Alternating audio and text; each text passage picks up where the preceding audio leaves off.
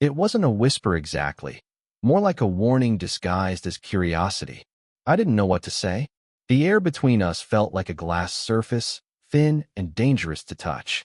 It started 2 weeks earlier, on a Monday that smelled like engine oil and stale coffee.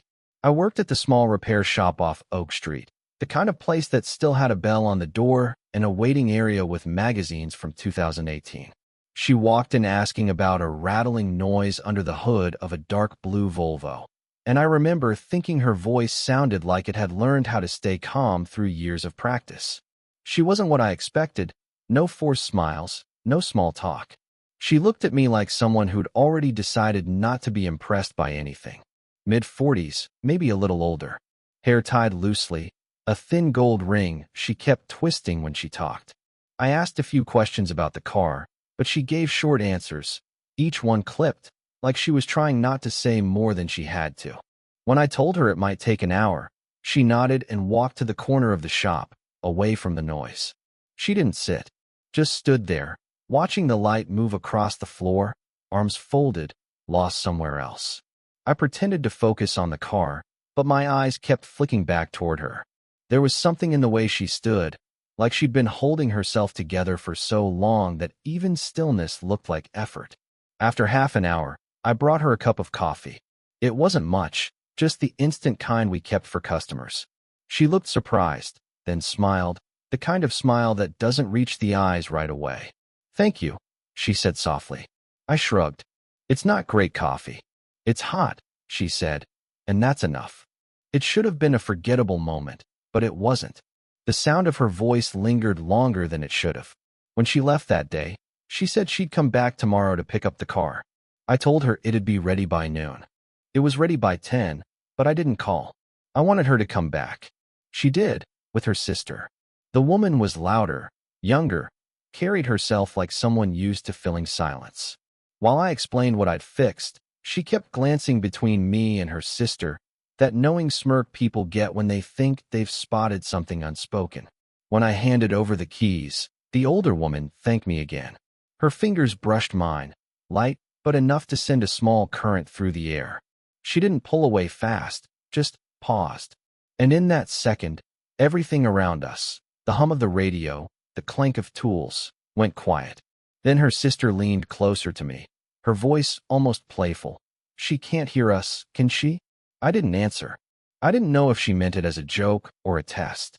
The woman, her sister, was standing just a few feet away, pretending to check the paperwork, but not really looking at it. After they left, I found her coffee cup still sitting on the counter, lipstick on the rim, barely a sip taken. I told myself I'd throw it away, but I didn't. That night, when the shop was dark and the clock buzzed past midnight, I caught myself thinking about the way she held her cup with both hands, the way her eyes softened for half a second when she smiled. I don't know why that moment stayed. Maybe it was her silence. Or maybe it was the question her sister asked, one that kept replaying in my head long after the lights went out. "She can't hear us, can she?" The shop was quieter than usual. Rain tapped against the tin roof, and the smell of wet asphalt drifted in from the open bay door. I was tightening a bolt on a carburetor when I heard her voice. "Do you have a minute?" I turned, pretending to be surprised. "Sure. Everything all right with the car?" She hesitated before answering, her umbrella dripping onto the floor. "No, the car's fine. It's something else." She followed me inside, and I noticed she looked different, hair damp from the rain, a strand clinging to her cheek. Her jacket was open just enough to show a necklace resting against her collarbone, a tiny silver pendant she kept touching without realizing it. "I need to ask you a favor," she said. "My office's heating system went out, and the maintenance guy can't come until next week. You seem to know your way around these things." I smiled, half joking. "So this is a professional emergency?" She almost laughed. Not fully, but enough to make the air between us feel less heavy. "Something like that." I agreed to stop by after work. She tried to insist she'd pay me, and I told her we'd figure it out later. That made her go quiet for a moment. Then she said, "You shouldn't offer help so easily. People might take advantage of that." "I don't mind helping," I said. "I know," she replied, voice soft. "That's what worries me." Her house was a few streets over, quiet, old-fashioned, with books stacked in corners and the faint smell of rain-soaked wood. The heater was a mess of wires and dust. I worked on it while she made tea, her movements slow and careful, as if she was trying not to disturb the air. She handed me a cup when I finished. Our fingers brushed again, not on purpose, but not completely by accident either. "You look tired," I said before I could stop myself. She smiled, but it didn't reach her eyes. "It's been a long week. Work, life." We sat across from each other at the small kitchen table. The rain kept falling, steady and rhythmic. She stirred her tea without drinking it. Every few seconds, she'd look like she wanted to say something, then glance away. "Do you ever wish you could just," she started, then stopped. "Never mind." "What?" "Forget how things are supposed to be." Her words hung there, quiet but electric. She took a slow sip of tea, eyes fixed on the window. I didn't say anything. I just watched the way her hands trembled slightly as she held the cup. When I left that night, she walked me to the door. The rain had stopped, but everything still glistened. She said goodnight, voice barely above a whisper. As I turned to leave, she called out softly, almost to herself, "You shouldn't look at people the way you do." I didn't ask what she meant, but for the rest of the night, I couldn't stop replaying the way she said it. Not like a warning, but like a confession. It was supposed to be quick, just checking the heater again. But it was late, and the rain had started early, the kind that blurred streetlights into soft gold smears. She opened the door wearing an old sweater, sleeves pushed to her elbows. "You didn't have to come tonight," she said. "You said it was still making noise." "It was, until you arrived." Her smile flickered, brief and uneven. Inside, the house felt warmer than before, not from the heater, but from the scent of something cooking. "Garlic, maybe." She motioned toward the kitchen. "I was making dinner. You can stay, if you're hungry." I almost said no. I should have. But I sat across from her again, this time under soft light, our plates between us, steam fogging the window beside the table. We talked about nothing, the weather, old music, small frustrations that didn't matter. Every now and then, I caught her watching me the way people do when they're trying not to. Halfway through dinner, her phone buzzed. She looked at the screen, face tightening. She turned it face down. "You can answer," I said quietly. "It's complicated." "Someone important?" She exhaled through her nose. "Someone who used to be." The silence after that wasn't awkward. It was heavy, like the kind that fills the air when two people stop pretending they're just being polite. She changed the subject, asking about my work, my plans, whether I'd ever thought of leaving town. Her voice carried a strange kind of urgency, as if she needed to hear about a life that wasn't her own. When I told her I hadn't really planned much ahead, she nodded. "You have time," she said. Then, softer, "I don't." The rain grew louder, hammering against the roof. She stood to clear the plates, and I moved to help. Our hands brushed near the sink. Again, that unexplainable pause. Her sleeve brushed my arm, and she froze for a second, eyes lifting to meet mine. It wasn't an invitation, not exactly, but it wasn't distance either. The air between us felt alive, full of things neither of us could name. Then her phone rang again, louder this time. She stepped back, quickly. The screen lit up with a name I didn't read. "I should take this," she said, almost apologetic. I nodded, stepping away as she disappeared into the hallway. Her voice drifted from the next room, low, restrained, trying not to sound emotional. I caught only fragments. "No, it's not like that. Please don't." When she returned, her face was composed, but her hands trembled slightly. "Sorry about that." "Don't be," I said, but she didn't answer. I left soon after. She walked me to the door again, her expression unreadable. I turned to say goodnight, but she was looking past me, at the rain, or maybe something else entirely.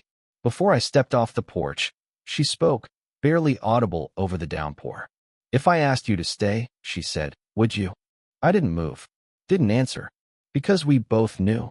If I did, something would break that I didn't plan to see her that night. I was driving home late when I saw her car parked outside the old cafe on the corner, the one that always looked half closed, half awake. She was sitting alone by the window, fingers tracing the rim of a coffee cup that had probably gone cold. I almost kept driving. Almost. But the light turned red, and I took it as a sign. When I walked in, she looked up, startled at first, then faintly relieved. "Long day?" I asked. "They all are lately," she said. "Sit down." I could use a familiar face. We didn't talk much after that.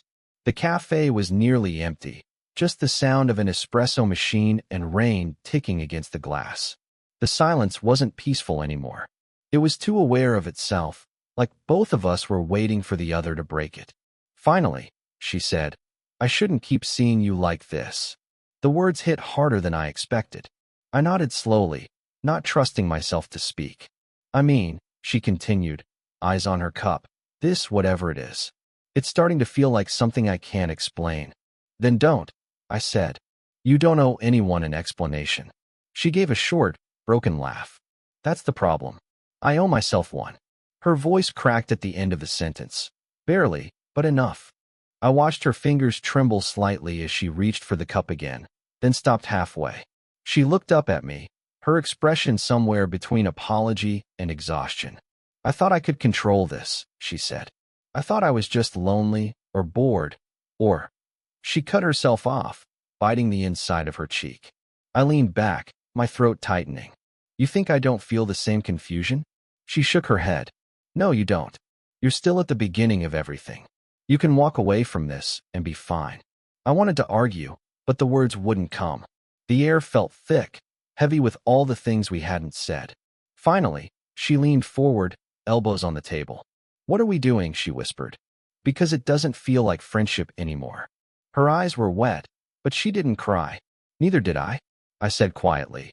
"Maybe it's just two people trying to feel seen for a while." She closed her eyes.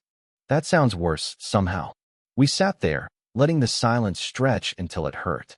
Outside, the rain turned to mist, the world gone blurry behind the window. She reached for my hand but stopped an inch away, not pulling back, just suspended there. When she finally spoke again, her voice was almost gone. "I wish you'd met me when I still believed I could be someone's beginning." And I didn't know what to say, because every part of me wanted to tell her she still could be, and every honest part of me knew she wouldn't believe it. A week passed before I heard from her again. Just when I'd started to convince myself it had all quietly ended, my phone buzzed with a message. "Can you stop by? There's something I need to give you." No explanation. Just that. Her house felt different that evening. Curtains drawn, no music, the faint smell of rain drifting through the open window. She met me at the door holding a small box, wooden, the kind people keep letters or jewelry in. "I found this while cleaning," she said, voice calm but uneven. "It's not mine. Not really. But you should see it." She motioned for me to sit while she opened it. Inside were old photographs, faded colors, curled edges. In the first one, she was younger, standing next to a man with the same tired gentleness in his eyes that I saw in hers sometimes. He looked maybe my age. "That's my husband," she said quietly. He died 12 years ago." I looked at her, unsure what to say. She continued before I could try. "He was 26. You're what, 24? 25. Close enough." She smiled, but it was brittle, held together by habit. She traced her finger over the photo, eyes unfocused. "You even hold your hands like he did." It's stupid that I noticed that. The words sat between us like something fragile and forbidden. I swallowed, voice low. "You don't have to explain why you wanted me here." "I think I do," she said. "Because I need to understand it myself." Her hands shook slightly as she closed the box. "I liked seeing you around the shop. The way you looked at me. It reminded me that I wasn't invisible. But lately, it's been harder to separate you from him. And that scares me." I nodded, trying to keep my breathing even. "You're not crazy for that." "I didn't say I wasn't," she said, a sad smile tugging at her lips. She stood and walked to the window, her reflection flickering in the glass. "You remind me of something I already lost." "That's not fair to you." I wanted to tell her it didn't matter, that I wasn't him. But the truth was, I could feel the ghost of someone else in every glance, every pause between us. Maybe that's what had drawn me in from the start, that quiet grief hiding under her composure. When she turned back, her eyes were red, though she wasn't crying. She handed me the photograph. "Take it," she said. "I don't know why, but maybe it'll help me let go." I hesitated. "Are you sure?" No, she whispered. But I'm tired of holding on. I took it, gently, like it might fall apart. The rain started again outside, soft and steady. She looked down, then said the kind of line that doesn't sound like much until it's already carved into you. I think I loved you because I never stopped missing him. And I realized she wasn't apologizing. She was mourning twice at once. I didn't go back for a while after that night. Her words had stuck like splinters, not because they hurt, but because they were true in a way that left no room for argument. Then one evening, I found myself walking toward her street again. I told myself I just wanted to return the photograph, but even I didn't believe that. Her porch light was off. I knocked anyway. A long silence, then the soft shuffle of steps. She opened the door wearing a plain sweatshirt, hair tied up, eyes tired but calm. I was starting to think you'd disappeared, she said. I almost did, I admitted. She moved aside to let me in. The house was dim, warm, the kind of quiet that doesn't feel empty, just lived in. I held out the photograph, but she didn't take it. Keep it, she said. I don't need to hold the past anymore. I just need to stop being afraid of what's left. We stood there, not speaking, not moving. The distance between us felt smaller this time, not charged, just fragile. I could see the faint tremor in her jaw, the way she bit the inside of her lip before saying anything serious. I was unfair to you, she said finally. I made you carry something that wasn't yours. You didn't make me, I said quietly. I stayed. She looked up at that, really looked. Why? I hesitated, then said the first honest thing that came to me. Because even when you're trying not to be seen, you make everything around you feel real. She exhaled slowly, like she'd been holding her breath for weeks. We sat down on the couch, the same silence between us but softer now, without edges. She leaned back, eyes half closed, and said, You know this can't be what it looks like. I know. And you know it doesn't change what it is. I know that too. For a long time, neither of us spoke. The clock ticked faintly in the kitchen. Somewhere outside, a dog barked once, then stopped. Without thinking, I reached over, not to pull her closer, just to let my hand rest against hers. Her fingers didn't move at first, then slowly, deliberately, she turned her palm to meet mine. It wasn't a confession. It wasn't forgiveness either. It was something quieter, the soundless agreement of two people who'd already said everything that mattered. When she finally leaned her head against my shoulder, it felt less like surrender and more like recognition. We stayed that way for a long time, saying nothing, breathing in sync. Eventually, she whispered, almost to herself, Maybe this is enough. Just being here. I didn't answer. I didn't need to. Because for the first time since I met her, it really was. It's been months since I last saw her. Not because of some fight or clean goodbye. It just faded, the way certain kinds of light do when the day ends. Quietly, naturally, without anyone turning the switch. Sometimes I still drive past her street. The porch light's always on now, the curtains drawn, a faint glow that makes the house look alive again. I don't stop. I don't need to. What we had, whatever you want to call it, was never built to last. It wasn't a story about staying. It was about noticing. About remembering what it means to feel something real, even if it doesn't belong to you forever. I learned that not all connections are meant to be romantic or permanent. Some exist just to wake you up, to show you where you've gone numb. She did that for me, without meaning to. The last time we spoke, it was short. She called one evening, said she'd been offered a job in another city. I think it's time, she said. I told her I was proud of her. It sounded strange, but true. There was a long silence before she said, Take care of yourself. And that was it.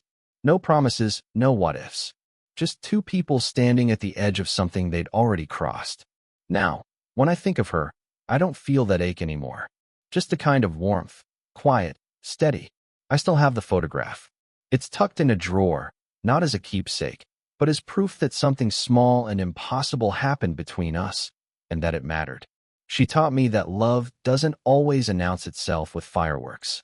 Sometimes it's just two people fixing a heater, sharing coffee, trying to understand their own loneliness.